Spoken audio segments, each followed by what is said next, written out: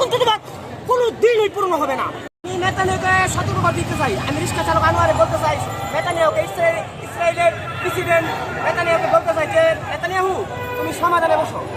তুমি যে আগুন জ্বালাচ্ছি এই আগুন তো তোমার আশা পূর্ণ হইবে না, তুমি নিজে পরে জলে ছাই হয়ে যাবা। তার কারণ কি, তুমি একলা সারা বিশ্বের মুসলমানদের তুমি শেষ করতে পারবে না। কারণ কি, আল্লাহ রাখে আল্লাহ মারে কে।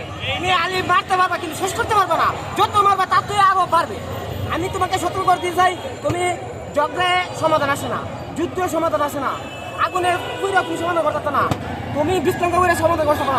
তুমি সমাধান শান্তিতে পয়সা বিশ্বের মুসলমান সবাইকে বসে বড় বড় প্রেসিডেন্ট স্যারের পয়সা তুমি সমাধান আসো, তাই তোমার মঙ্গল হবে। আর যদি তুমি না আমি সমাধান করতাম না, আমি মুসলমান সব ধ্বংস করতে যাবো, কিন্তু ইয়ার সাথে তোমার পুণ্য হবে না, ওই আগুনে তুমি জলে পরিষ্কার হয়ে যাবে না। তোমাকে আমি সতর্ক দিতে চাই, অন্য সময় আছে, মঙ্গল হবে, সমাধান করো। সারা বিশ্বকে নিয়ে তুমি যে আগুন জ্বালাইতেছো, তুমি এই আগুন তো তোমার কোনো দিনই পূর্ণ হবে না।